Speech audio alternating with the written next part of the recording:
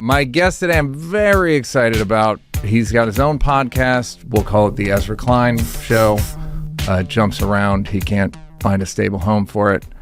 And he's got a book out called Abundance, which is what I understand. It's about his checking account for the last 4 years. Is that about right? I wish. Still? You still don't have any money? I don't see how that's possible. Ezra Klein is here, everybody. It's liberal Christmas. Okay. Thank you for coming. Thanks for having me. I see you as Am I liberal sort of Santa? I mean, kind of. What do I bring except for bad news? Hanukkah Harry? Do you find yourself to be sort of a de facto liberal leader? In the way that Jon Stewart was, didn't like it, resisted it, I'm on after robots. You're on CNN. The show that leads into me is puppets making crank phone calls. What is wrong with you?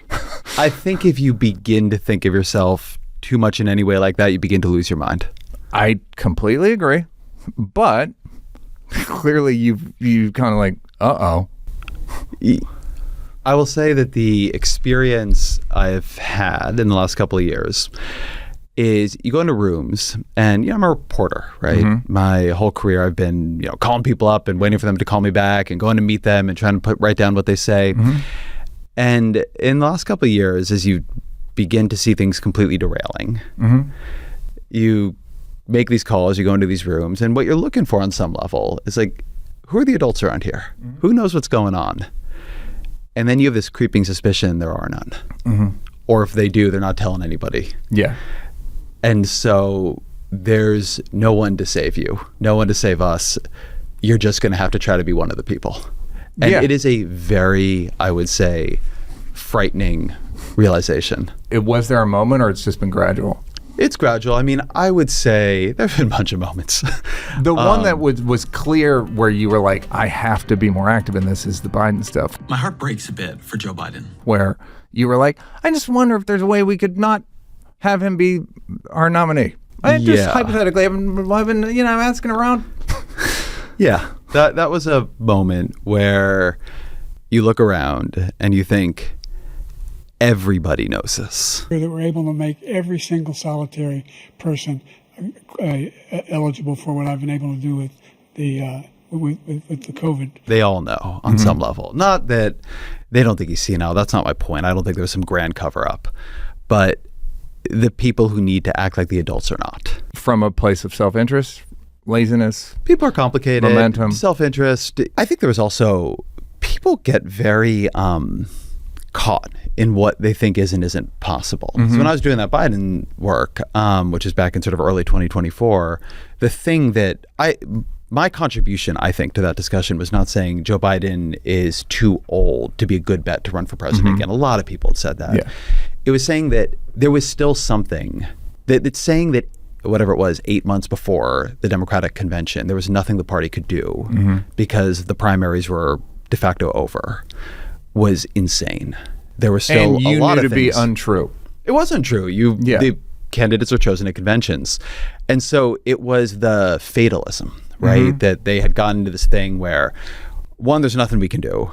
And two, the only other option is Harris, who at that point, I mean, she didn't end up winning the election, but I think she was stronger than he would have ended up being. But they had decided like she was unthinkable too. Or maybe they decided to think that because it protected Joe Biden. And it was that nihilist. It was like, you people are sitting around all day telling me that fascism is on our shores, and you're just going to roll forward with this? You're behind in the polls. Your guy can't give a press con. I mean, I don't want to be too hard on it. Like, it's all done now, and Joe Biden is sick, and the point is not to pile on. You're asking me write a book about it. Okay. Yeah, right. But there are a lot of things like this. I mean, Trump came in, and the point is not that I know what's going on either. I don't. I mean, I do my best. I'm trying to figure out the world from my perspective. But I remember Trump came in. I didn't have sex with a porn star. And I was calling around to sort of top Democrats, and beneath a bunch of my questions, the real question was, do you have a theory of this? Is somebody on your team have a theory of this? Have you thought through what your opposition looks like? This is bad and getting worse fast. Do you actually have a strategy? And pretty clearly, it came clear to me they didn't. They were reactive like everybody was. And I'm not exactly blaming them on that, but there are fewer people in politics with a plan than you think there are.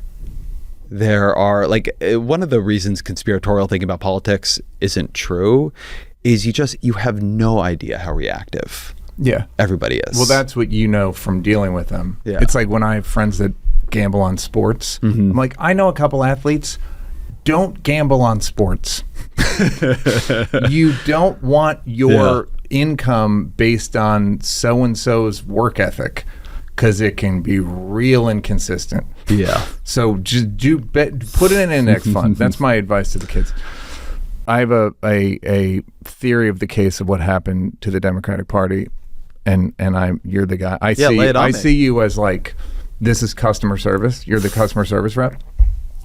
Okay, what I think happened was, because of social media, certain groups got a lot of amplification and a lot of seeming importance.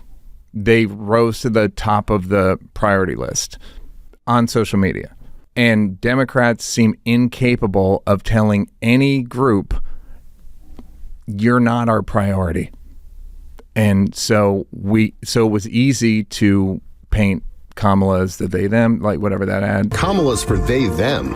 President Trump is for you. Because it sure seemed, even from my point of view, it sure seemed like they were only catering to people that could perform grievance on social media, and they couldn't say no to anybody. So they just, it's like the parent who just kept coddling their kid, and they created a fucking bunch of brats. They couldn't. So what I was saying before we started rolling is Obama was the last person to say, I'm not going to vote yes on gay marriage. I'm sorry. Yeah. And he got away with it, I believe, because he was black, which trumps, pardon the pun, trumps gay.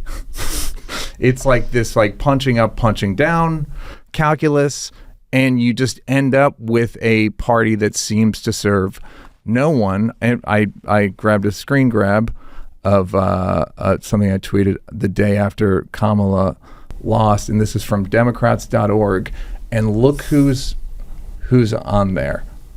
It says, who we serve. One white guy with dreads. And it's 9 black people or people of color and 1 white guy with dreads on Democrats.org. Because they couldn't say, hey, God forbid trans people, God forbid women, our priorities got to be collective or working class people. I know they're not really on social media, etc. Go. So I'll modify it a bit. I think there's a lot of truth to that, and I think particularly the social media dynamic of it is really important. I agree that Obama was the last Democratic leader who said no routinely. No. To his own coalition, his own base. There were small parts of the coalition. Not even small parts. There was I covered all this, and there were all these, the Obama White House would complain about what they called the professional left. There's a whole idea in the blogosphere, which was bigger back then, that the left was kept in what they called the veal pen. Veal pen meaning veal are kept so they don't grow. So Obama's relationship with his own base, with the electorate, was so personal, right? They were so invested in him. He just had a lot of authority over it, maybe not as much as Trump does running what's functionally a cult of personality, where there's real consequences for crossing him. But Obama really was a party leader. I wouldn't quite call it a machine boss, but closer to that than what we have now. The people came after him, Hillary Clinton and Joe Biden, their theory was always putting functionally his coalition back together, but they didn't have his relationship with it. So what he could do through himself, they had to do through promises, right? You give this group, you give that group, right? Hillary Clinton just had to be explicit about all kinds of things Obama was implicit about. And Biden, I think there's sort of a dual problem. It's not that she or he, Clinton or Biden, never said no to anybody, right? You know, activists on behalf of Palestine don't think that Biden never said no to anybody. But I do think this is caught up with one, Biden was fundamentally insecure. He almost had lost the primary to Bernie Sanders. He did not win Iowa. He did not win New Hampshire, right? He was not that strong. He wins on Super Tuesday after South Carolina in this kind of coalition where, Buttigieg and Klobuchar drop out and endorse him. But it was sort of a party movement. The other thing is I do believe this was meaningful. Again, Biden was not senile, but he was too old. Mm-hmm. And he was not exerting the level of communicative power or force. He was not as engaged on the variety of issues, say, Obama was. That's all true. I agree. But I'm talking about how it seems. He didn't tell him what to put on Democrats.org. You know what I mean? He didn't tell him, go 90% people of color wanted it. But like, it seems like Democrats were only catering. And still, like that poll in the last week, that's like, Democrats are still hemorrhaging people. Because it doesn't seem like they're on the side of most people. It seems like they're on the side of the louder, more marginalized groups. What would be the signal they could send to you, right? What would they need to do? What do you think they could do that would break through such that you would know about it, that would make you revise that opinion, right? If Hakeem Jeffries was sitting there, here, Chuck Schumer, like, okay, this is not the rep we want. What would you need to see that would make you feel differently the ones who seem like they're for people are Bernie, AOC, are the more like grassroots people who get more donations just by Bernie's got charisma, whether people realize it or not. AOC's very good looking, etc. So what it would take is I don't know, it just seems like they think they're better than voters. Like it seems like their message for the last 10, 15 years has been like, we're better than you and we expect your vote. And it's a bit like, I told a senator or a congressman, he's like, you have any tips? I go, dress worse. Dress run the Fetterman play? Yeah, Cargo shorts all the time. He took it too far, but also maybe he didn't. He sure seems like he's regular. He sure doesn't seem like he's in the pocket of anyone. He doesn't have any pocket. But I'm saying he doesn't seem like he's in the bag for. He's not carrying anybody's water. So I guess that's my thing. Is like what do you think they're gonna do? Because it doesn't seem like even the recent poll, and they're like, yeah, this is not good. We don't know what we're gonna do. Until there's a primary, there's not going to be a party leader. The party has no leadership. Hakeem Jeffries and Chuck Schumer are not public-facing leaders in that way. Mitch McConnell did not define the Republican Party in people's minds. So they're going to have this problem. They're going to have to figure out, and we'll see how they do it at the midterms, which are going to be defined by these individual races, right? Roy Cooper in North Carolina, the oyster farmer in Maine, and we'll see how it plays out. Then they've got this problem that you're getting at, which is whether or not they would think this is entirely fair. I hear this from a lot of people, right? It's become like a really congealed conventional wisdom about the Democrats. And one of the ways I see them play into it is not just who's on the banner at Democrats.org, because they got also issues with like who's running, who's staff, and like the staff is way far to the left of the principals. It's the thing but staff culture comes down from the top, and the idea that Democrats became deferential to their staff has actually taken hold in the party. They don't want to do that. Yeah. But in many cases, you look at, say, a Ruben Gallego in Arizona, like they've been very clear on ending this. Most Democrats, it might be true for most politicians, but the thing that I think you have with Bernie and AOC, thing you had with Obama, thing you have with Trump actually, is it when you ask them off the charts? He's the biggest star on television for a decade. He beat ER. It's not just that. There's like you ask him a question, and you feel the thing that happens when you ask him a question is they answer you. That they're telling you the thing they really think. Yeah. And they're not first running a mental algorithm about what you will think of the thing they really think, but also what anybody watching might think of the thing they really think. And will somebody on Twitter be mad at the thing they really think? The reaction. And, Pete Buttigieg just got in trouble. He was on, I think it was Pod Save the World or Pod Save America. And he got asked a series of questions about Israel and Gaza. And the reason it ended up being a problem for him, I don't think was really even his position, which was muddled, but it's that you could feel him not telling you what he thought. I'll tell you the person who I'm becoming more impressed by right now is Newsom.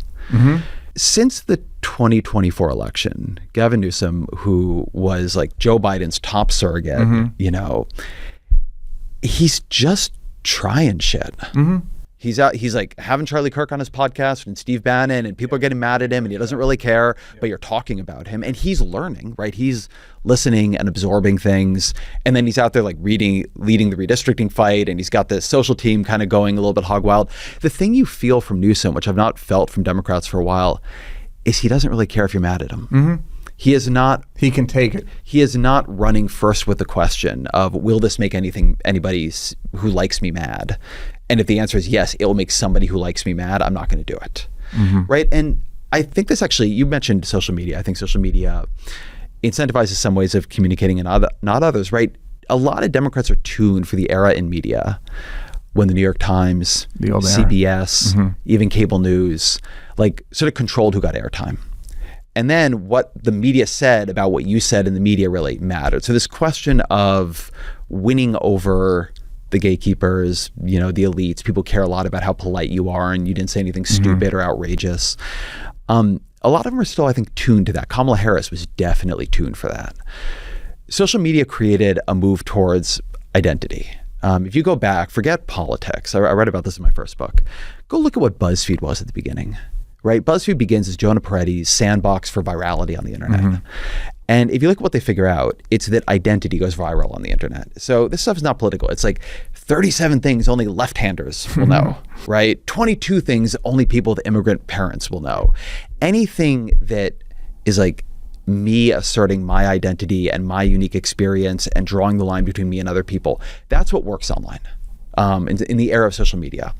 And part of the Democratic Party goes hard in that direction. I think that reflects some of what you're talking about which groups become in a fearful central. way, though. That too, yeah. I mean, it depends on the candidate. I mean, some are not fearful, right? Some are incredibly like riding into battle on this, but it kind of goes both ways. Now it's like the thing has shifted again, and the thing you can't do in video as well, particularly long form podcasts, which have become a more important medium. If people feel you, I feel this when I'm booking. I will not book a politician for my show who I think will give my audience this feeling. I've heard you talk about that. And I just, like, if you come on, like, agree. I will not book anybody who I think my audience is going to listen. Like, that person's not really telling me what they think. Now, having said that, you're a guy who thinks in paragraphs. I can see it. Meaning, so like, but I'm telling you, I think I'm telling you what I think. I agree, but it's the kind of thing where it seems you think a lot, right? So you kind of have like, you kind of collate your thoughts and go, and it seems presented, and it seems, but I don't think it's not sanitized. Look, Obama doesn't do podcasts anymore. I wish he did. I would like to see him much more out there than he's going to have to. Well, I mean, I guess only if he and Trump. There's some like outside. I was talking to a legal scholar the other day who really does think Trump will run for a third term. I kind of don't, but I could be wrong. And I'm like, is this what this is all leading up to? Like the Avengers Endgame of American politics, where Donald Trump and Barack Obama finally get to face off with each other in 2028? I don't think so, but you would find that Obama, who speaks in incredible paragraphs, also has a quality of you think he's saying what he thinks, because he does. I don't think the issue here is the level of composition in what people are saying. I think you can tell if people are trying to never offend you, or more to the point, never offend the people who are on their side. And they're just absolutely allergic to it. Yeah, and you also understand why they got that way. Yeah, I do. As much from legacy media, and then I'd almost say more from social media of the purity tests, and like, he said this, it's like gotchaing people and thin slicing people and misrepresenting people intentionally for your own gain. So I'm sympathetic, but I also think you have to just go, fuck it. Yeah. I'm going to say the wrong stuff. You do need that, but it's also so much teeters on so little. It's the craziest thing about American politics. It's like, if there had not been Howard Dean. Right. If there had not been the amount of inflation there was in 2023, if Joe Biden was just 10 years younger and could have made the kind of case for himself that he could make when he was 10 years younger, if he had not sort of under a very certain moment of pressure picked Kamala Harris, who he was never kind of that close with, and instead picked somebody who more represented his form of politics. It's like so little. Like the election was decided by 2 points in the battleground states. You know, if felt like it was 15. I know, but it wasn't. Like that's the fucking thing about it. You can imagine so little changing. And then the sort of retroactive, because Democrats lost in a profound way, like really did lose, like, and lost in an important election. But now it's like people look back and it's like everything they did was wrong. Yeah, right? Every cultural dimension of the party was wrong. These people are absolute fucking idiots and losers. Yeah. And they lost by a field goal. Yeah, and they did actually pretty well in the Senate, given what kind of year it was. I mean, you can look at it a bunch of different ways.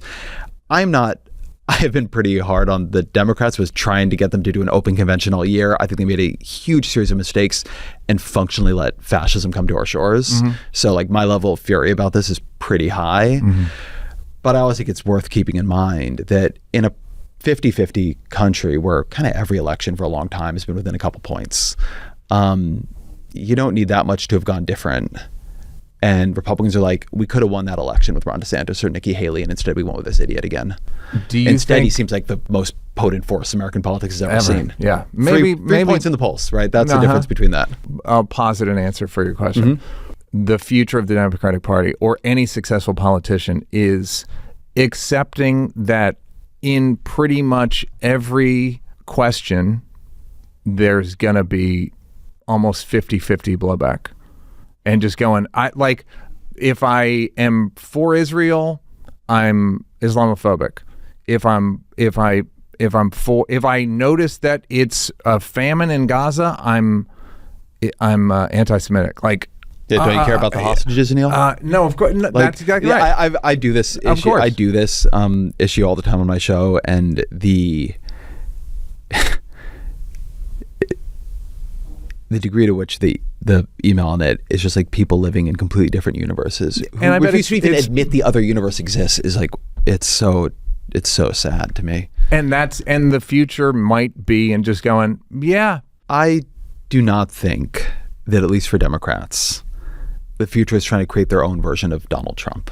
There's always this kind of idea that, you know, you want to refight the last election with the person you can find who's most like the other guy. I mean, you see this in the way I talk and think. I still do think that trying to show people that in a complex world, you are trying to integrate different ideas and views and find a way forward, I think people still want that. I do think you have to find actual leaders, and leaders are both capable of doing that and of leading. And those are two different projects in some ways, right? Building the coalition and trying to think through, and also thinking through the other side.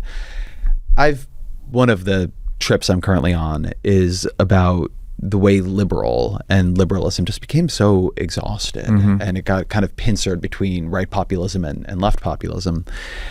And what we let out of the basement was illiberalism, and it's so dangerous. I mean, it is like being re-exposed to how bad this really is. This, which has always existed in American politics, right? McCarthy, Father Coughlin, you can go way back. What we were keeping kind of bound was really lethal. And I didn't think we were going to have to deal with it again, personally.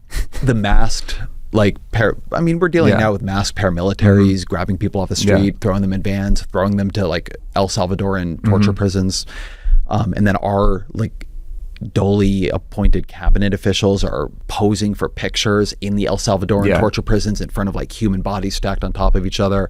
They're sending out like tweets where they've used an AI system to studio giblify an immigrant woman crying as she's deported. I think about how frustrated so many people were with, you started with, Barack Obama opposing gay marriage in 2008, and you're saying you can only do that because he was black. I would say that was like the normal position then. If you looked at that primary, it's not like the white candidates supported gay marriage. I agree. So things were in a bit of a different place. But they nevertheless, were quick to forgive. I will say that. I will say they were quick to forgive because. But there was also this reality then that I think, at least sort of among liberals, there was a sense that you had to take into account that much of the country did not and would not agree with you. And you had to hold in your politics that disagreement. and you might try to persuade them. You might sometimes try to like work over them. But if you look at Bill Clinton, if you look at Barack Obama, if you look at the people who were the sort of national level liberal leaders in this period, this sense that you're always working with disagreement and that you have to embody some of the opposite of yourself in yourself. That's a really important part of the politics. And I think what takes over is this fantasy that you could just win. Yeah. That you could just completely break the other side and get everything you wanted. That you don't have to compromise, that you can take the strongest possible position on everything, and that's going to mobilize this hidden mass of supporters, and suddenly you don't have to deal with all the messy disagreement and the fucking compromises and the half a loaf and the quarter of a loaf. And not only do I get it, I often felt that way, but I don't think it's going to work. And so one of the things that I'm thinking it's not going to work for who? I think anybody actually, but I think the left in particular. You need some of what liberalism at some point was able to do. People need to feel, even if they don't agree with you, that you like them and will think about them. Yeah. That you believe in them as full participants in this experiment. And the sentiment you were describing at the beginning here, where your perception of the Democratic Party is they just don't like you or somebody, right? Maybe like you. You're a liberal by the way, comedian, but barely. But that is acid in politics. Yeah. They don't have to. People don't need to agree with you. Yeah. But they need to feel you like. They need to feel you like them. It's the definition of charisma. Isn't do I like that person? It's does that person like me? This is both one of Trump's weaknesses, but Trump has he's got almost like the comedian's capability to weave in and out. It's J.D. Vance's weakness. J.D. Vance's contempt and hatred for the people he doesn't like, it radiates off of him, right? But the liberal version, like the conservative sin is this rage, this like, y'all are destroying America kind of thing. And the liberal sin is this condescending contempt, and finding politicians who just do not project that is actually, whatever they believe is such an important thing. It's a reason Bernie Sanders is a very, very effective politician. That dude is rock solid in his beliefs, and he will give you the actual thing that comes into his head at that moment.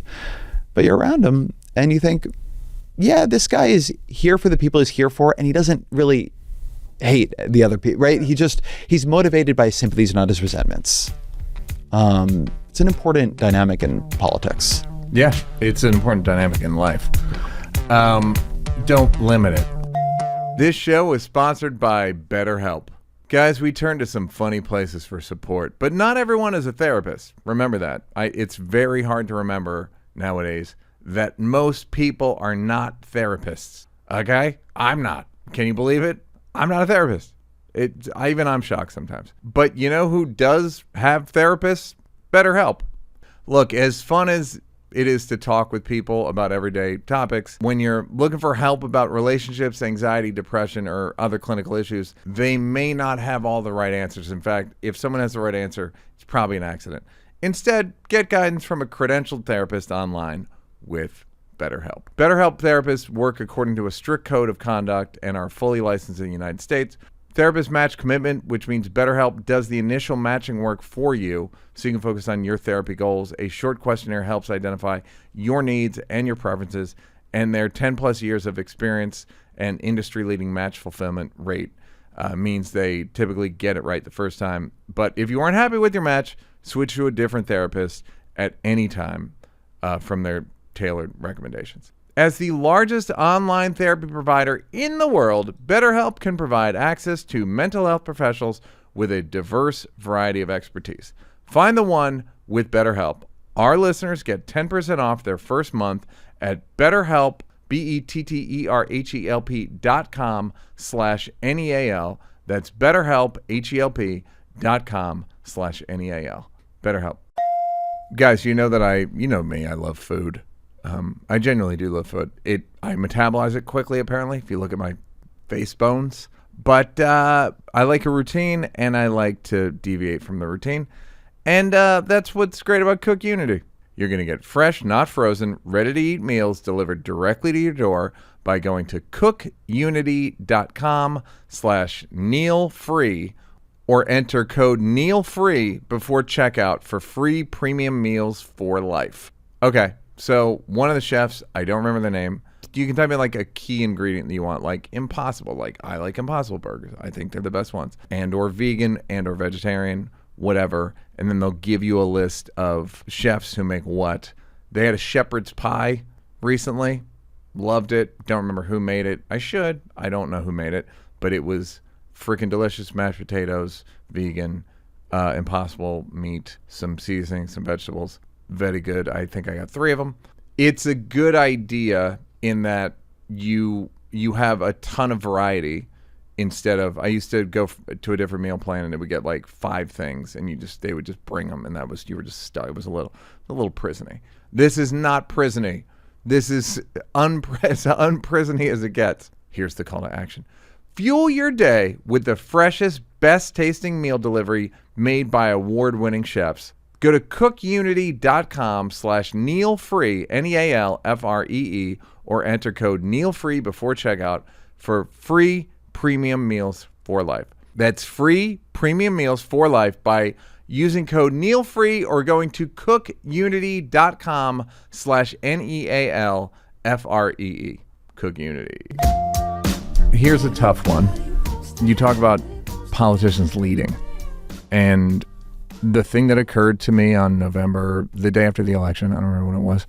Let me just preface this with the old, like the the land acknowledgement. Let me swear on Ibram X. Kendi and Robin DiAngelo.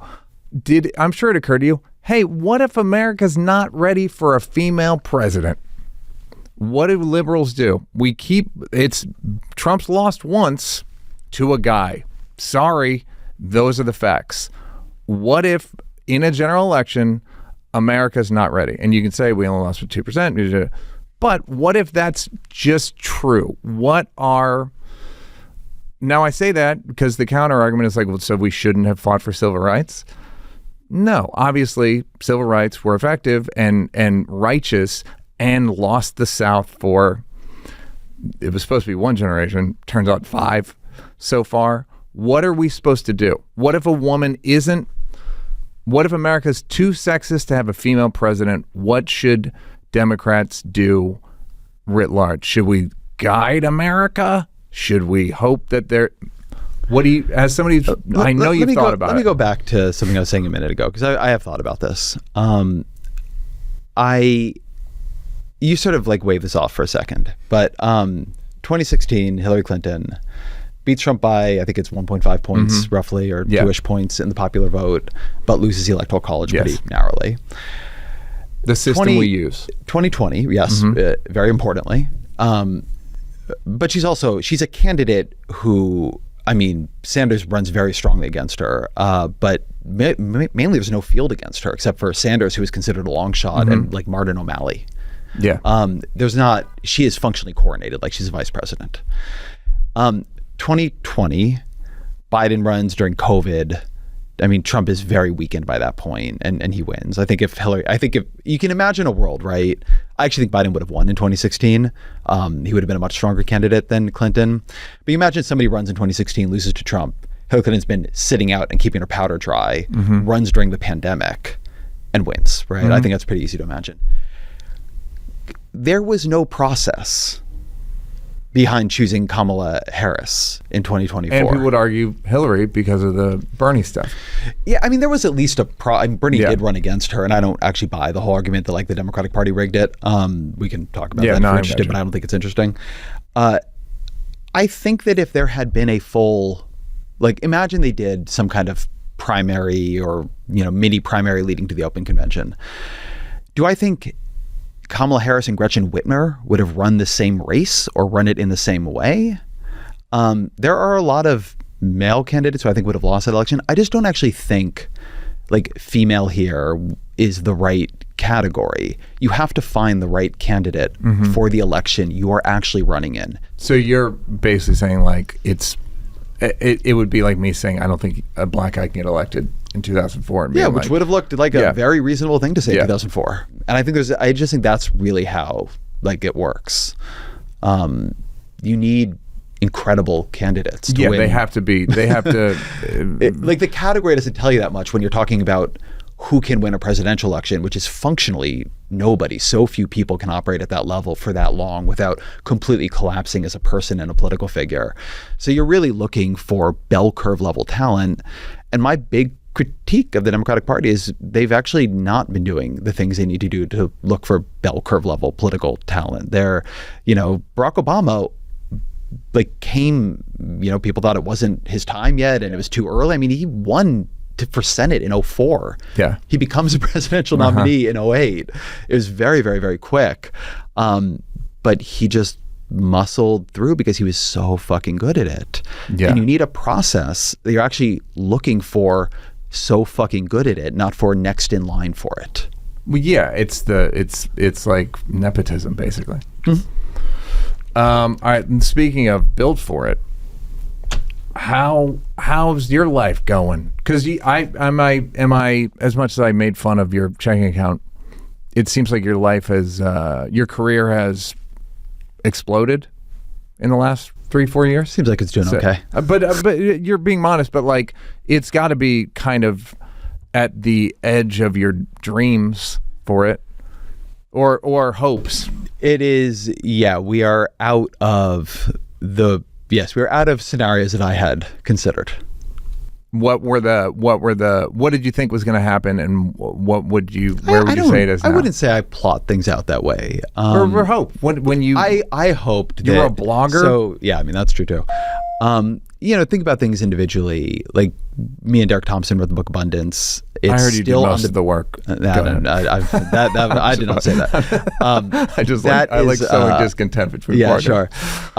The idea that it's still on the bestseller list, whatever it is, 22, 23 weeks later, is crazy to me. Mm-hmm. The idea that it's a big deal in Canada, the UK, Australia is shocking to me, right? I didn't see that coming. But it means we hit something that's real, which I think has like a couple levels. One is that it's actually offering a vision for a kind of liberalism that doesn't feel exhausted, and also that is taking seriously the way liberalism and left of center politicians actually failed, and left of center governments have failed. The reason it's getting picked up in the UK and Australia and Canada is they kind of have a bunch of the same problems. Mm-hmm. These are, affluent, stable countries. They've become very sclerotic, and it's very hard to get things done through the government. So when you're the party saying, hey, vote for us, we'll get things done for you through the government, and then not that much changes, people lose faith in you. So I think that's one dimension of it. But all that, how does it feel? Does it feel like I was right about myself? Does it feel validating? Does it feel like you seem pretty humble, but also I know you can't be that humble. You seem humble and you seem ambitious. It feels like pressure. Great. Tell me more about that. It feels like pressure. In a way you didn't expect? Or it's just, this stuff I always feel like you mostly just look like an asshole talking about it, so I try not to. But this is the place where successful people come to complain. The experience of this kind of work going well is pressure, a million more things to do, and you feel a responsibility to try to do them well. And it's not like I just do Abundance. I run a podcast. You probably haven't worked on Klein Show. You haven't worked on Abundance in probably a year, right? You've done press for it, but you've done the work. But doing the press, but then I've done I do columns, I do shows, I do other people's shows, right? You're trying to, I'm also trying to see where the weak points in our arguments were and push it forward, or where things were vague and it needs to become less vague. I mean, there's a lot of intellectual work still to do. That's the beginning of a conversation, not the end of it. American politics to me is in an emergency state where the system itself is cracking open. And we are, one of my lines on this, you've heard the old line, like, the future is here, just unevenly distributed. True for authoritarianism right now. Yeah. So that's to the extent I am a voice that liberal figures listen to, using that voice well. And I see one of my roles as directing attention at things and ideas and figures that deserve it or need it. I do a lot of coverage of Israel and Gaza. That's shattering. You know, and you're trying to figure out ways to be part of a healthy rebuilding effort across a bunch of different issues that have never been in as bad shape in my lifetime. I mean, I have never felt so profoundly like the things that I believe in are losing in the places I care about most. Yeah. Losing this badly, right? This is not like in American politics, I'm thinking now, this is not like if Barack Obama had lost to Mitt Romney, if Bill Clinton lost to Bob Dole. This is a much more fundamental, almost civilizational level collision. So do you feel like pressure because you are a voice and you could potentially affect change more than most people? And there is, you know, what do you do then with your platform in that time? What's useful? What's not useful? It's not like I think this sits on my shoulders. I'm not running for president yet, but I think everybody involved in this work at any level, and people just, I mean, I know this from people who are just following along, right? I see my emails, I talk to my family. Like, what does it mean to live through something this, like, this is not a period that the history books are going to skip over, right? It's not going to be one of those, you know, you read a history of the 20th century, the 1930s and 40s get a lot of attention. Yeah, they do. Right? The 1920s, a little bit less so. Yeah. Flappers. And Flappers, then 50s is like the DeSoto. Yeah. And then 60s, nothing, and then hippies. So there's no good playbook. So it feels more pressure within yourself. Yeah. And like, I experience this stuff as pressure. I don't sit around and be like, oh my God, look how great I'm doing. No, yeah. I look around like, oh my God, yeah. look how badly everything is going. Yeah. Do you feel guilt? And this is, I'm Jewish, so yes. I mean, that's a block that writes itself. Do you have allergies? I'm kidding. Of course. There is a part, no one's ever said this about me, but because I made money on Chappelle's show, you could call me a racism profiteer. Interesting.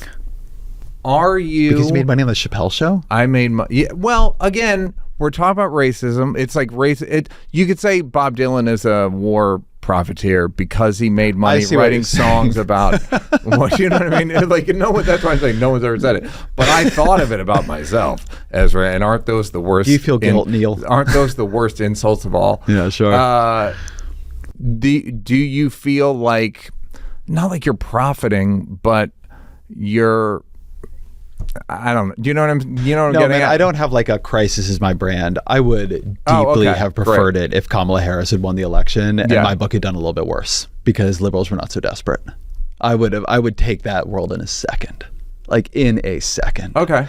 So I don't have I think I would feel that way if I felt some part of me was sort of into it. Right? Got it. Okay. I think that if I felt inside myself, some part of me is like, yeah, chaos. Like, that's going to be great for my podcast rankings. And I become that kind of laughing monster. all the way to the bank. Yeah, like, I think I might feel that way.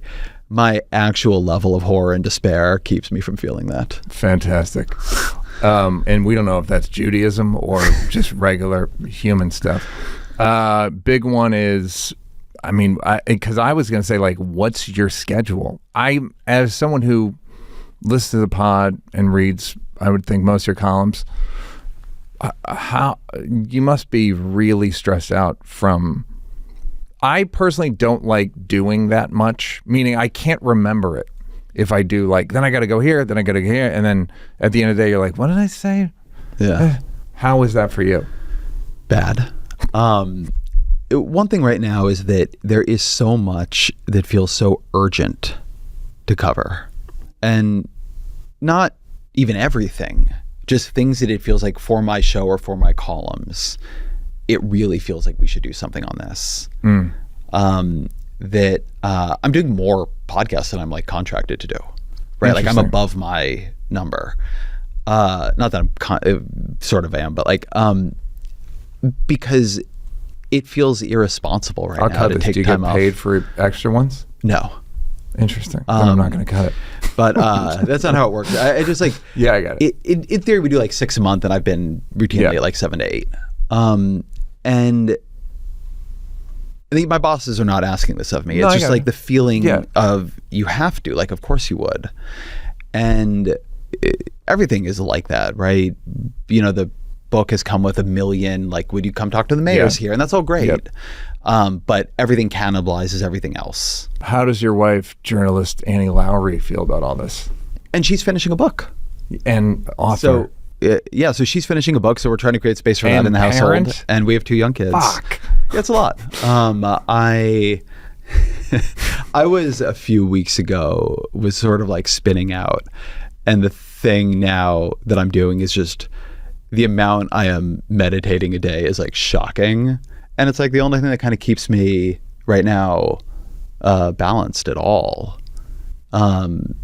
So are you twice a day? Yeah, I'm like right now I'm like twice a day. I'm meditating like 40 minutes a day. It's not like if you're, you know, really serious in the stuff, maybe it's not that much, but it's a lot for me. And it's the only thing that like kind of like pulled me out of, you know, usually I have a pretty good internal wall on what I'm covering. And between what's happening here and what's happening in Gaza, it has been totally breached. And the things I'm reading to try to get perspective are terrifying. They like force you into confrontation with terrible things humanity has done and is doing. And you probably no longer have a thing of like, that'll never happen. Yeah, I don't have that. Yeah, the possibility, anything's possible. Yeah, I think a lot. I now have much more of like, I get how terrible things happen. You know? Yeah, it's also real gradual. Yeah. Like, oh. And yeah, I think so often I've been reading diary. This is where my fucking head is at, man. I've been reading journals people kept at pretty intense periods. And it's that incredible juxtaposition between how bad everything is getting around them, and also you still got to make dinner. Like the kids have to get dressed, right? You know, did you pick up food that, you know, like you got to go to the market, right? It all just keeps rolling. And there is this incredible pressing together of the completely normal and the completely abnormal. And I find it very, very, very hard to go from, you know, I spend the morning reading about how we're grabbing people off the streets in vans and the building of what seems to me like a paramilitary force. And it's like I go pick up the kids from camp and get asked 57 questions about Pokemon. And like, that's a lot of mental shifting to make. And people do this all the time. Like people, you know, my best friend has worked for many, many years in humanitarian crisis response. You know, like there are people who just sit in these things and have to do this kind of shifting, but it's hard. And, you know, it's very mentally intense. I would much prefer to live in more boring times, like deeply prefer to live in more boring times. Do your friend who works in humanitarian crisis, like, is there a point where they just go, okay, it's 6 o'clock, I can't give a shit anymore, because if I give a shit anymore, it's going to bleed into my life, which is going to bleed into tomorrow? Like, how do they justify turning it off? It's not that you can turn it off necessarily. I mean, different people are built differently in this way too. And you have people who, in that kind of work, end up with incredible trauma, incredible addiction issues. I mean, he, you know, is a much more balanced person than most, and he's very good at joy, which a lot better joy than I am. And I don't think there's one answer for anybody on this stuff. But the idea that, if I could, look, if there were a switch I could flip, a pill I could take, a button I could press, or when I picked up my kids, the stuff that was running through my head all day stopped running through it, I would flip the switch, take the pill, press a button. It's not how my mind works. Here's a question. Do you ever are you kind of doing 2-track parenting?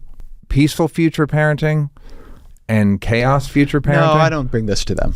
I'm not saying bring it to them like, hey kids, like, is there a party that's like, yeah, we're going to go to school and also like, let's figure out karate or let's figure out explosives or whatever. Like I'm not a prepper. I don't think a year of Taekwondo is going to prepare me if things go real bad.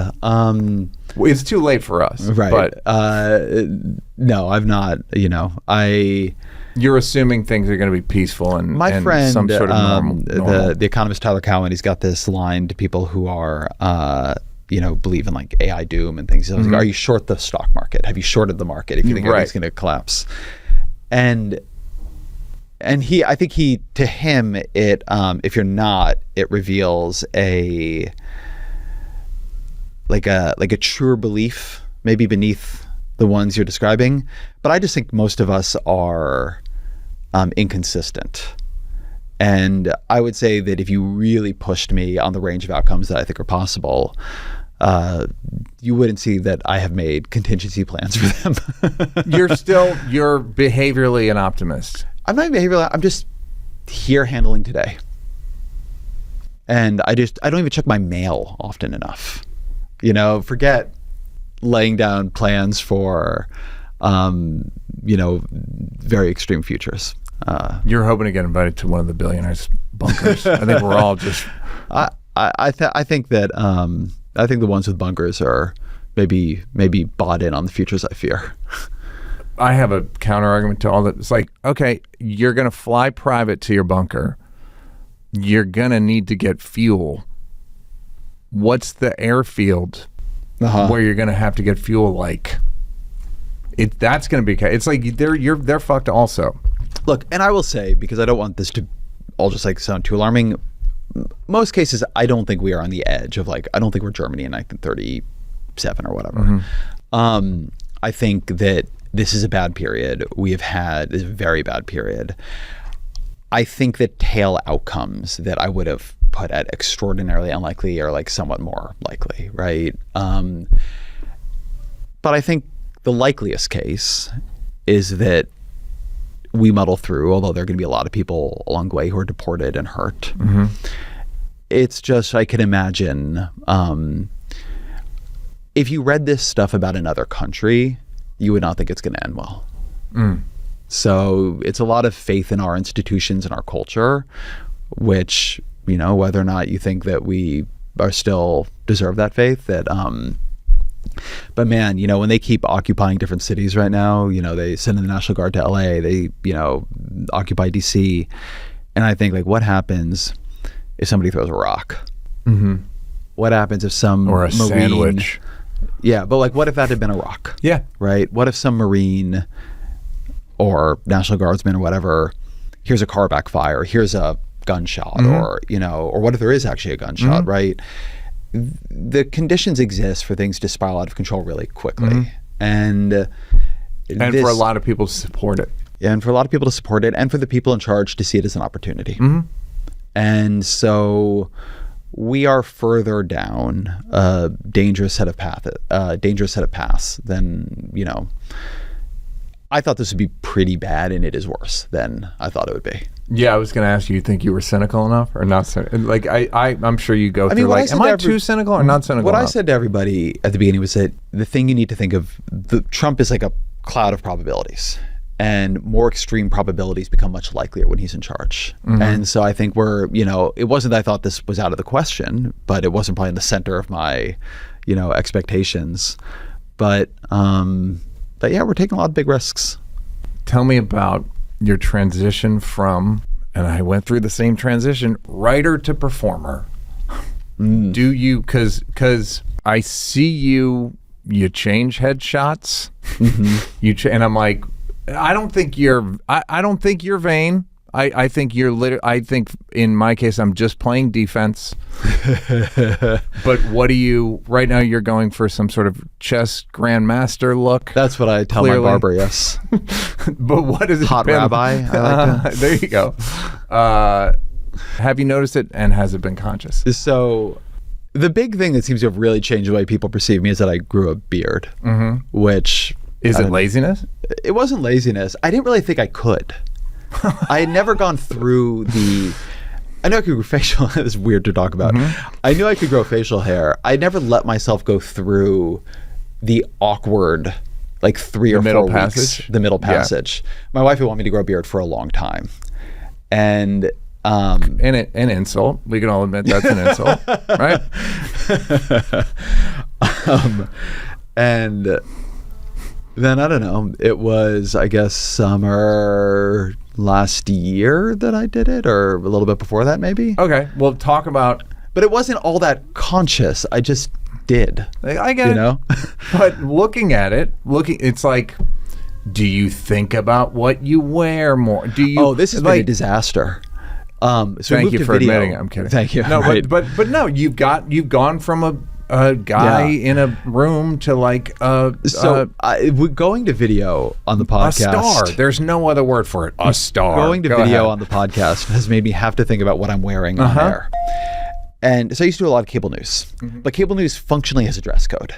It's very clear how you show up to that, right? You wear a sports jacket, you have a collared shirt, maybe you have a tie, maybe you don't. I think that typically looks a bit weird in my podcast studio. It's like too formal, but I can't be that informal given what I'm talking. I find thinking about this completely, I hate it. It's my least favorite part of my job. I know.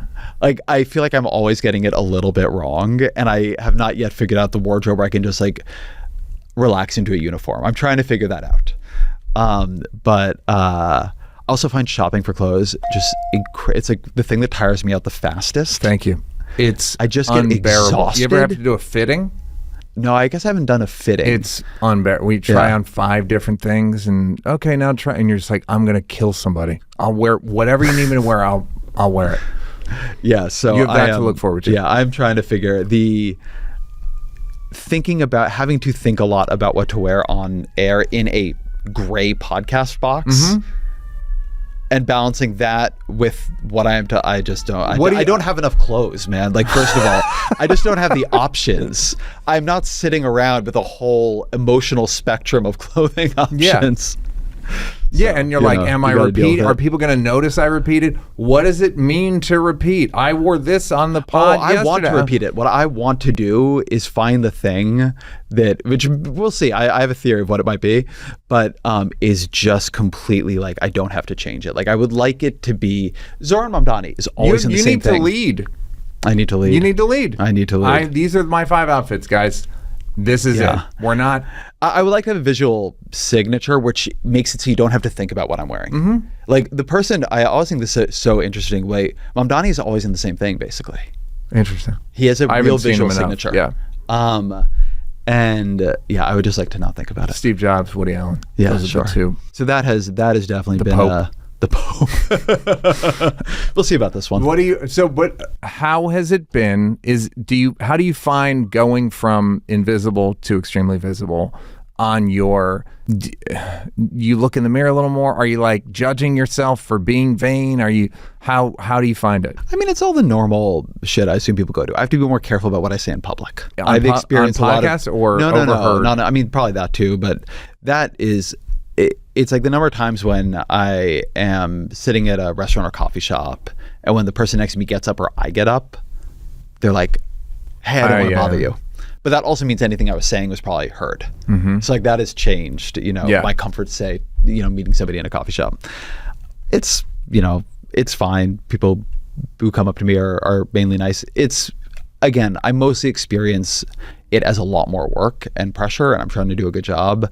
I try not to spend a lot of time perseverating about what like the world's impression of me is. I don't think my work is very good when I do that. What happens to it? I think it just gets self-conscious. Got it. Like if it's not, I've always found this on the show in my columns. The shows I do because I think they're the shows I should do, as opposed to the show I actually feel completely compelled to do. They don't work. Yeah. No, you're right. I've experienced the same thing myself. The like this episode. Yeah. Look, guys, I was supposed to have all kinds of props on set, but I didn't bring them. But that doesn't mean I'm not still very committed to Huel. Okay, here's my feelings about Huel. Once the day started, I want to just like work because I always feel like I'm behind, and I also like to get a little extra pop because I'm pretty skinny and I like to keep the keep the weight on. And nothing's better, in my experience. Nothing's as good as Huel. I've tried other ones, I really have, and they just weren't as good. They were chalky. They just didn't taste good. Huel is great. Spelled Huel, like fuel, but Huel. Their Black Edition powder is a complete meal, so you feel full, focused, and ready for your day. At less than $3 a meal, another legitimately great reason to drink it. It's packed with 40 grams of plant-based protein and 27 essential vitamins and minerals. There's no added sugar, gluten-free, tastes legitimately great with flavors like salted caramel and chocolate. Plus, it keeps me full 4 hours. It's perfect for breakfast, lunch, post-workout. I'm going to throw dinner on there because I think outside the box. And just when you thought Huel had everything covered, they just dropped a first-of-its-kind super greens drink in a can. It's called the Huel Daily Greens Ready to Drink. Forget powders, forget pills. This is your daily greens, sparkling, refreshing, and ready whenever you are. I'm obsessed with this new product and start every day with it. I haven't started every day. I've started 2 days with it. You don't got to mix it. It's not a mess. It's quick and convenient without compromising nutrients. It's sparkling, which is fun, more fun than flat. Literally makes you burp, and it's like, you know what I mean? It's fun. And it comes in flavors like blueberry, apple, and peach that are actually delicious. Had apple. I stand by it. 42 vitamins, minerals, and superfoods. Only 25 calories. 4 grams of fiber. 1 gram of sugar. Made by dietitians. It's great. Here's the call to action. Together, Huel makes healthy eating simple. Try both today with 15% off your purchase for new customers with my exclusive code NEAL at Huel.com/NEAL. Use my code and fill out the post-checkout survey to help support me and this show. Huel.com/NEAL and or promo code NEAL. Promise you, it's great. Guys, fall is here. Football season, yard work, maybe even hunting trips. God knows if anyone hunts, it's this guy. But let's be honest, I don't hunt. But staying fresh can be a challenge. That's why you need to hear about Mando deodorant. From your pits to everywhere else. I don't talk about the everywhere else's because it's gross. Mando high-performance odor control and sweat control actually lasts all day. Forget those colognes that just mask the stink. Mando blocks odor before it starts. It's 1 stick, 2 jobs. That's coverage through double overtime games. Now we're doing football. I actually mess with football a little bit. That weekend project, I have those. Even those extra long pre-holiday shifts. Sorry, haven't had a pre-holiday shift. Although I work a lot. It's not magic, it's science.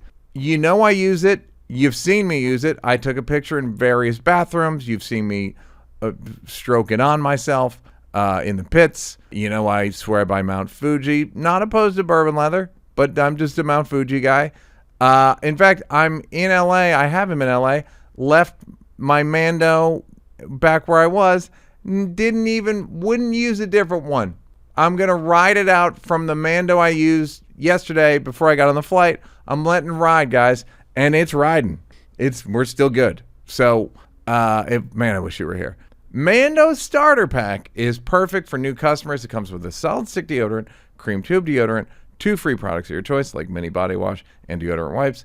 Used deodorant wipes yesterday. Don't ask any further questions. Not taking follow-ups. And free shipping. As a special offer for listeners, new customers get 20% off site-wide with our exclusive code. Use code NEAL at shopmando.com for 20% off site-wide plus free shipping. And by the way, buy more than less so you can use the 20% off. Okay? Don't just do one thing 20% off because then you're not going to, whatever. Shopmando.com. Please support our show and tell them we sent you. Mando's got you covered with deodorant plus sweat control. Say goodbye to sweat stains and say hello to long-lasting freshness. Mando. You have basically just phones and attention span as one of your blocks, which we all do, more or less. The Steve Bannon thing of flooding the zone with shit, right? I feel like even when Steve Bannon's not involved, every zone is flooded with shit now. So there's so much information now that I can understand why people just go, I declare a mistrial. I don't fucking understand this. There's too much information, too many counterfactuals, and too much actually. And I feel How do you deal with it? Trying to think about how I deal with it. One thing that I read a lot of books is like an actual answer to that. I do not get. Are you a fast reader, by the way? I'm not a very fast reader, and I envy what I perceive as your speed. I think people perceive my speed to be higher than it is. So if I'm reading like a 300-page book, it's like that's like a 6-hour project for me. It's not would be nothing. Double that for me. Yeah. So I know people who you lock yourself in a room. What do you do? I go to a coffee shop. I try to do that kind of thing. There's a high floor at the Times with nice windows. I like to read there. Great. You're welcome. It's my subscription money. Thank you. I appreciate it. You're welcome. I think you'd be really careful between things that give you the sensation, like the texture of information and feeling informed, like being on X, and things that actually make you informed. Mm-hmm. And I really, really try to the extent I can to not mix those two things up. So I think that X, Twitter, Blue Sky, whatever, it's like rotted my profession's brain and it's been very, very bad for American You think democracy. your coworkers? I mean, not necessarily your None of my coworkers, but other people in my profession. Yeah. And that it incentivized the wrong shit? That too, but I actually just mean something more simple here. I know so many people who tell me, like, I go on these places to be informed. I'm like, it's not information.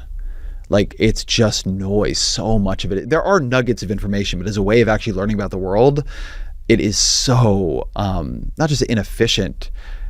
It's like for the nuggets of things that are valuable you get, the amount of time and emotional energy you expend on things that'd be better if you never even knew about is so high. And like dumbass Twitter beefs and whatever. I don't read enough of this, but I spend a lot of time reading magazines. The physical newspaper is just like physical. I've moved almost all of my information consumption to paper. So I save all these articles and then I print them all out if they're not in a magazine or a newspaper I have. Maybe I've just become a Luddite, but even when I'm dealing, for my podcast, right, the way I prepare, we sort of two kinds of shows on the podcast. One is what we call book prep. So somebody's coming on, they've written a book, pretty straightforward. You got to read the book. And then, me and my producers talk about it. And it's not, they don't tell you, you read it. I read the book. Yeah. And so do they. And, I'm not saying I read every page of every single book, but I do my best. It really shows if I don't. Yeah. The only way to know something is to do it yourself. To absorb that information yourself. I never heard of you until 10:30 this morning. Huh? So I never heard of you until 10:30 this morning, so I get it. But so then you have a lot of news preps, and those are sort of, the producer will do a lot of synthesis for me, but inside that, it's like the document I will get is like a 30-page document with then 15 links in it. And what I do is I print that out. I click through the links that look like I should read them. I print those out. I bring this like stack of paper that I've printed out on the office printer up to the floor I work on, and I just sit there with a pen going through it. And the thing that I notice is even when I'm reading the same thing, right, reading the same article either on paper or the computer, the amount I get out of it on paper, because just shit's not blinking at me and distracting at me, and I'm not following links and clicking over to my email, and it's so much more. So one way I try to handle it, I'm not saying I cannot know everything that I need to know right now. Nobody can. Nobody ever can, but particularly not right now. That's one of your blocks of like the lack of total expertise. Yeah, it's impossible. Like, can I follow everything going on in trade negotiations with China right now while following why are we tariffing Brazil over Bolsonaro, while following what is happening with all the new ICE money and the construction of new detention centers, while following what is happening in Congress over this or that, while following what is happening in Democratic Senate like, of course not. Right? Not at the level I would like to know about it all. AI but so you got to choose, right? I structure what I'm learning about based on what things I have to create, what the next podcast is, what the one after that is, what the next column is. And then I print as much of it as I can out, or I get a hard copy of the book and I try to sit and read it, or I read the newspaper and I try to sit and read it. And the better I am about being on paper versus digital, simultaneously, this is a crazy thing to me, simultaneously the more I know and the less crazy I feel. Because the feeling of getting information that way is better. Like the sensation, getting the same amount of information on X or TikTok or whatever versus getting it in a book, it just feels better in the body. You can think it's not as alarming. It's not yelling at you. It's not as emotional. A screen, whatever the light, the LED, whatever that does to you. We had books for a long time, and we called it reading, not doom reading or hell reading. We had Twitter for like a couple years, and we call it doom scrolling. It's not good for you. Yeah. It's bad. Like, it's important. I'm not telling you it isn't, but we've just, this not all reminds me of another thing I wanted to ask you about, which is you were not a very good student. No. At what point did that switch? Because I've started thinking of life as like there are A students and B students and C students, and I sometimes am an A student, and it's directly proportional to the amount of work I do. Were you a good student? No. How bad? I got a 1070 on my SATs back in the old way. That's testing, though. I'm asking you about your work ethic. Like B's. Yeah. I was a charismatic. Yeah. I think Ali Wong calls herself a charismatic A cup. I was or maybe it's a B. Sorry, Ali, if it's a B. Boys, they never liked me growing up. In the 90s, in high school, guys, they weren't into charismatic A cups. I was a charismatic B student, but like I would bust balls with the teachers, and you know what I mean. I was working it, but you're like, working in the room, sure. Yeah, but I wasn't doing any. It flipped for me when, sort of when I went to college, but kind of when I found blogging. I do not absorb information by sitting in a room and watching somebody talk. Still. It's not a way I absorb information. I like podcasts because I can do something else with my hands. I can walk. I can, but I really like reading. I just don't process. I don't hold information that other way. It just doesn't work for me. And I really think that was a core for me in school. I've said this before, but you watch, Saved by the Bell or whatever. Do people still know that reference, or am I too old? Couple more. It was gonna expire tomorrow if you hadn't mentioned it. So thank you for bringing it back up. You watch these shows, and you got the kids are all like doodling and daydreaming, and it's going off in little daydream, fantasy sequences. I thought that's what everybody was doing. That's really what I was doing. Yeah. Now I really was not able to pay attention.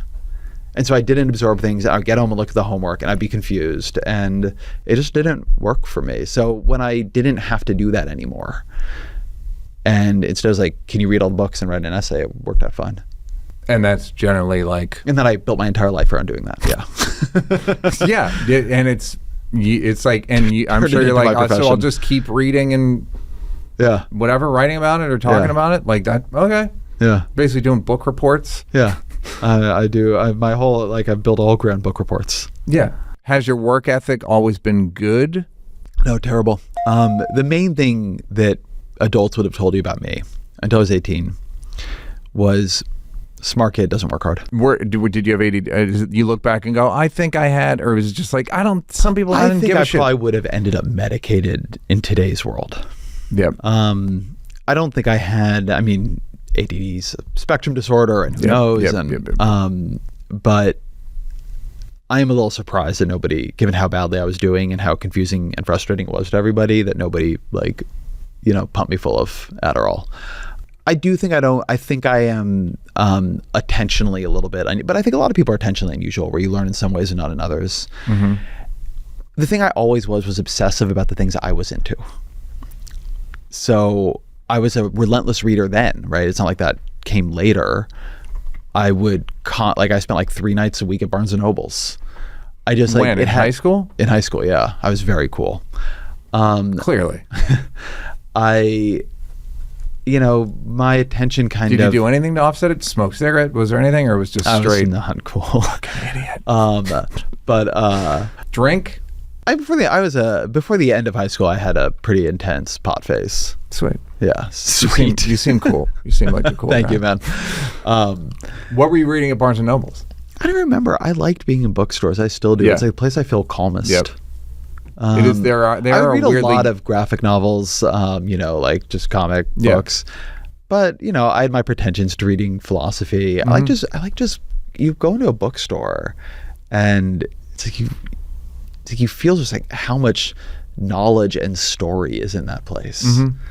like how much you would love to know in here that you will never have time to know. Yeah. And yeah, they're just kind of, I think they're still basically my favorite, at least, human created places. They are really like unique. Like, oh, this is a book. Like if you close your eyes and they put you'd smell and go, I'm in a bookstore. We're recording this from the East Village. There is a used bookstore near here that I'm going to go to when we're done. I think it's just called something like East Village Used Books. I went to it totally randomly a couple months ago. It was like, it only takes cash. It's like a super weird place. And however they're curating, well, it was amazing. I walked out with like 15 things. And you're in there and you're like, if only I could read this. Yeah. Like if only I had this in me. I just still feel that. I find them to be places of wonder. Yeah, it is. And there's a part of me that the formality of books, meaning I wouldn't say I'm well read. I read. I don't read as much as I should, etc. But be kinder to yourself. But then no. Why start now? But I have friends who don't read much and are some of the most impressive brains I've ever encountered. Like, but that doesn't strike me. You made this sort of like, but it's what I was saying earlier. Like, just different minds work differently. Yeah. No. Yeah. Exactly. My point is not that the way to be anything is to read. That's just how my mind works. That's how my mind focuses in on information.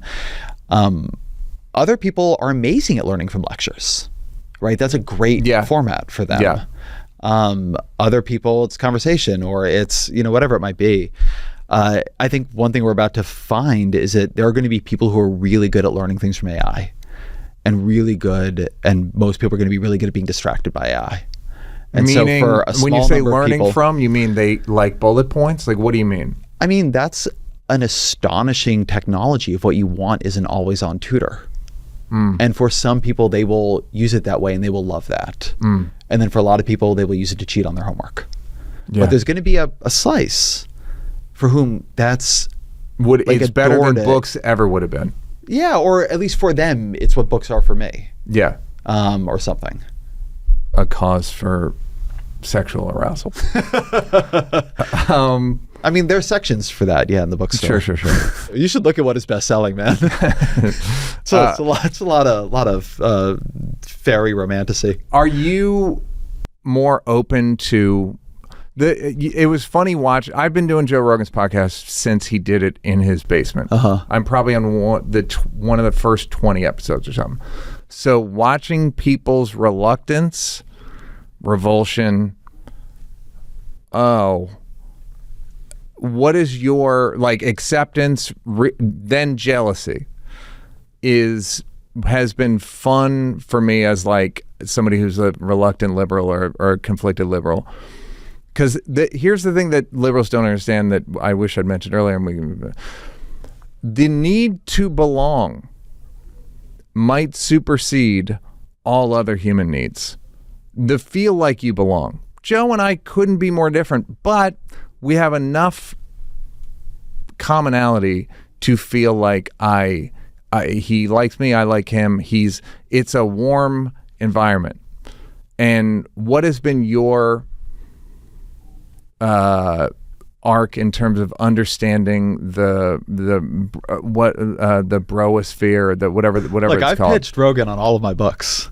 If I'm not on that show, it's not because I don't want to be. Oh, that's funny. I almost feel like I was gonna recommend you at one point. Dude, please you should do. have. I've pitched it multiple times on Abundance. Any absence of me there is not because I have some kind of feeling about it. No. But you know that there was a thing on the left of don't go there. When there was a big fight on the left, it was stupid as all hell. But forget what year this was now. But the year that Sanders went on Rogan, and then on Twitter, there were a bunch of lefties being like, how dare you? Yeah. And I was on Twitter then, and I was like, the fuck is wrong with you all? Yeah. The whole case for Bernie Sanders is that he's the kind of guy Joe Rogan would like, and he can go into that space and it works. politics is about persuasion. I became a trending topic because like lefties were yelling at me so much for defending Bernie Sanders for going on Joe Rogan. I just don't have this view about how media works. You have to go to where people don't agree with you, not just where they do. There are some places where you're not going to find open minds, but that's not Rogan or wasn't Rogan. My sort of entry into podcasting was not Rogan, but sort of adjacent. So the first two podcasts that I listened to a lot were Pete Holmes, You Made It Weird, and Tim Ferriss. And so that sort of world of podcasting, and then I would listen to people who were on them, and so I've listened to all these shows. I just sort of grew up in podcasting with that. And one of, I think, the really damaging things that happened is this tendency to try to like push certain shows into like, that's not our kind of place. Yeah. And something I noticed happen. So I think you're saying the one of the most, maybe the most important human drive is to belong. That's true. Another very important human drive is to improve. People really want to improve. And podcasting, just a fucking tremendous amount of podcasting is about self-improvement. And for women, self-help podcasting became left-coded. So Brene Brown, Esther Perel, all kinds of like great shows, right? For men, self-help podcasting, which is what a lot of Rogan, Ferriss, they call it optimization, whatever. Anything, Peter Attia, it became right-coded. And that I was watching that happen. I was telling people, like, this is a disaster. The thing everybody wants, if you're going to abandon male self-help to the right, you are going to abandon men to the right. I talked about depression on Rogan, and it's got a million. You know what I mean? Like, it's stuff that it would be it's left. He also got much more political over the years, in my view. I agree. He, back then, I mean, it was weightlifting and UFC, and there was some politics, comedy, but so much of that world is about becoming a better man. I mean, defined in a certain way, but also like I'm genuinely interested. Like I consume what feels to me like a psychotic amount of protein and like weightlift. So you really do listen. Pretty great. Like I mean, Rogan was never specifically my speed, but oh my god, like the idea that I am somehow immune from these trends. Like loved all the psychedelic, like the big psychedelics boom in podcasting. These were all things I was interested in before the podcast too. I talked about DMT, ayahuasca on Joe's, and it's again, more people come up to me from that than abandoning Netflix. the things that men talk about to the right is just, it is the stupidest possible politics. You don't want to abandon spaces. You just don't. And I'm not saying everything is equal here. I think that there's a lot of Fox News that it's just, I don't think it's like, I don't go on Newsmax, not because I think it'd be wrong of me to do so. I just don't think I'm going to persuade many people. And I don't think it's a space that like these 4-minute like little cable news hits. But I've been on Ben Shapiro's show multiple times. Politics is about persuasion, and not only that, I think that's the thing that the left lost because they didn't think they needed to. They were so righteous. Persuasion also isn't just you telling other people what you think. I learn when I go on those shows. I get a sense of how other people are thinking about other things, what answers they would come up with to my arguments. I truly don't. I think of that as anti-politics. Like that way of thinking about things, that approach where what you're trying to do is say, this is not our kind of space, not our kind of people. What we're going to try to do is marginalize it, like push it off the board. I'm not saying you should never try to do that. I think there are some things in society that we have, until maybe fairly recently, like correctly said, we don't do that. You know, Nazis, for instance, until Musk took Twitter back over, or took Twitter over. But I think you got to be really careful. That should be a pretty small number of things. And when things are getting big, you can't pretend that you have, if it has organic interests, like you can't pretend that you can marginalize it. You don't get to choose what matters in society. And so just ignoring it or abandoning it, it's just like it's a huge and obvious mistake.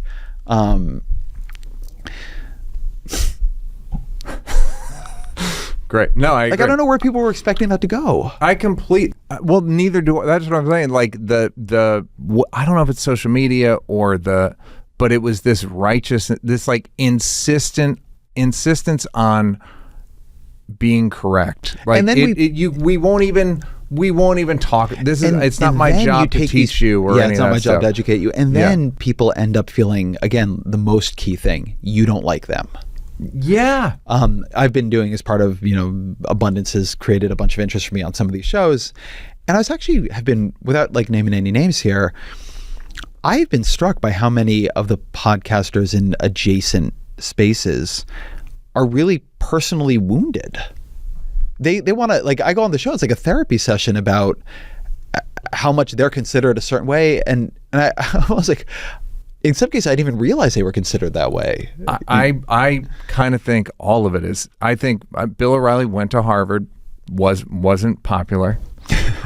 I think Roger Ailes was it's all grievance. It's all personal grievance. I think a lot of like Joe, Theo, Schultz were sort of like, you're not quite for us. Yeah. And then they go, okay, fuck you. And by the way, Showbiz was wrong because all those guys are really fucking funny and talented. So, but it's just snobbery. And then they go, okay, fuck you. Yeah, I'll show you. I was on Flagrant not longer. Yeah, I like Schultz enormously. Yeah. Those guys are very, very sharp. Yeah. But Ailes those are true believers, right? Yeah. They have a real politics to them. And I respect that about them. But I think it may be born out of personal grievance. I think for a bunch of them, like, I want to give people also, it's not like only liberal politics can be authentically motivated. And if you're on the right, you're born of grievance. I completely agree with that. But Rogan, I don't even think Schultz is on the right at this point. I mean, it's my perception of him. Yeah. He should speak for himself. Theo Von, I don't really have a clear sense of his politics. Like, before people will come up with a completely internally coherent ideology where, like everything fits on one side or the other, what they're going to sense is, do you like them? Mm-hmm. And with, a bunch of people like I've run into, I've been really struck by how strong their sense of being disliked was and how much that wounded them. Like, I don't know how much that's a factor in Rogan. I assume what happened with him around COVID and vaccine misinformation was extremely radicalizing to him. Like, that is my impression. And CNN kept going like, horse pills, and it's like, it won the Nobel Prize as an anti-malaria drug. But when you have a horse deworming medication that's discouraged by the government, that's the upside down world we're in with figures like Joe Rogan. The 2015 Nobel Prize, a novel therapy against malaria. Called ivermectin. Stop calling it horse pills. So it won the Nobel Prize for human malaria. So recently, you get into this thing where I just think a very, very important part of politics is not radicalizing people against you. Mm-hmm. Yes. Sometimes people are so focused on the 20 or 30 or 40% of disagreement they have with someone. It's like that they miss it. They could have 50 or 60% of agreement. Politics is won by having 60%. Yeah. Not, their echo chamber tells them it's a betrayal if they try to court those people. And look, the right has plenty of its own dogmas. I mean, you cannot be a Trump person in good standing and say the 2020 election was correctly decided. The thing that is interesting to me, it's like the left, its purity test was very programmatic. So you had to agree with all of these different things, on healthcare, on cultural issues, on all these different, The right, it just eventually became Trump. Mm-hmm. And if you agreed on Trump, then you could have all kinds of other opinions, right? You could be RFK Jr., you could be, Thomas Massey, you could be, Peter Thiel doesn't even believe in people. So Trump ends up having, particularly at the beginning, I think this is beginning to break down now, a very wide coalition ideologically, because the only agreement he is demanding is on him. It's like a single point of agreement. And if you're willing to bend the knee, then there's actually a lot of flexibility for you outside of that. Now it's getting harder for them. And, he and Musk broke up, and you can sort of see the way as choices get made, you lose that coalition, but it's effective for them in 2024. How did you get better as a podcaster? I just do it a lot. Do you listen back? No. Oh God, no. No, I don't like hearing my own voice. Yeah, I have amazing. Do they give you notes like stop, interrupt? Like, what do they tell you? Not really. occasionally you notice in the emails you get that people are like, you're interrupting way too much, or, but also I've had experiences where I will try to take the notes I'm getting in my email and then realize that it's breaking another part of the show. So I had a thing where I was like, okay, you got to make your questions shorter, man. You got to stop asking such long questions. And I did. Except that when I began doing short questions, it turned out that while my questions are too wordy, they allow for more complexity in the show, and the conversations were getting worse because I was trying to do these artificially simple and is making the show more interviewee and less conversational. So I don't know. Like there are a million things I would like to be better at. When I look through a transcript that we're editing, the number of times I say right, like it like my soul shrivels inside. Do you tell them to cut them? I don't think you can cut that many rights. It's not even, don't even bother. But it's a tick for me. It's like when I'm saying, and they did that, right? And then, I say right, and I literally go like, cut, there's too many yes in here. Yeah, so to the extent that we cut, I'm sure we cut. I'm sure I'm worse than I come out to the audience, but I'm not in the edit, except on paper. I don't listen to myself. We do so many shows too, and I have to do so much prep for them that I have to move on to the next one. Yeah. I think over time I get better because I'm in the conversations. I feel what works and what doesn't, but it's not a structured feedback process. How is your husbanding going? I hope well, but I keep a pretty strong zone of privacy around my marriage. So, great. Oh, that's great. Yeah. Is that learned, or you just knew immediately up front? Like we're not. I don't talk about my marriage. Great. So your temperament. In closing, your temperament is white knuckling but with the aid of meditation. Sure. Yeah, that's how I describe my soul. My temperament, my attitude now. Usually I'm pretty, I think I'm actually, it's really been these last 3 months. Usually I'm pretty good at holding things at bay. The white knuckling, on some level, I think if you're not white knuckling at the moment, you're not paying attention. Yeah. But I try not to think of that as. Do you think there's merit to not paying attention? Yeah, I don't think everybody should be paying attention. I don't think human beings are meant to know this much news. Totally agree. And particularly if you don't have any way of influencing it, that just following every single terrible thing that's happening anywhere in the world. Look, I work in the news. I love the news as a business. But the thing where it's a heck of a business, from what I understand. Go ahead. The thing where we take it as our job to tell you the thing that is going to upset you most every morning. Sometimes it's like, does everybody need to know about that plane crash? Everybody in the world, and for this long. Not because it's not a terrible tragedy, but there is something where it's like, well, what will upset you most today? It's hard on people's nervous system. And again, I think when it was a thing that got printed out on paper, you got it in the morning and you sort of flip through it. But now it's like, it's alerts on your phone, it's everywhere. I think figuring out how to wall yourself off from some of it is important for being sane. All right, I'll end my subscription to the New York Times. You don't have to twist my arm. In closing, I really hope they don't watch this. Trust me, they won't. As a tribute to your show, what are 3 books you would absolutely not recommend? Ooh, interesting. What are 3 books I would not recommend? I didn't think you would answer this. Yeah, exciting. While you're thinking, let me say that I bought so many books based on your show. Been a good one for you. And not read almost all of them. Yeah, well, that's how books work. Was your social progress? Social progress? I don't think. All right, maybe it wasn't you. Was it? Oh, that's embarrassing. I have for a us lot both. of just books that are from the internet. You or Reddit, generally. Yeah, I don't think I have anti-recommendations. No, I know. I just thought I was. It was good. It was cute. I liked cute, it. Motherfucker. I hope you ate your protein because we're gonna fight, guys. Ezra Klein, what an honor. Honor's a big word, but I really enjoyed it. And it wasn't unpleasant. What a non-unpleasant I could have done way experience. worse. We could have been exercising or something, or been at your bookstore, but I have a lot of respect for you, and I appreciate what you do as a guy, and I'm going to shake your hand. Thank you very much. Thanks for coming. Appreciate it. Thank you.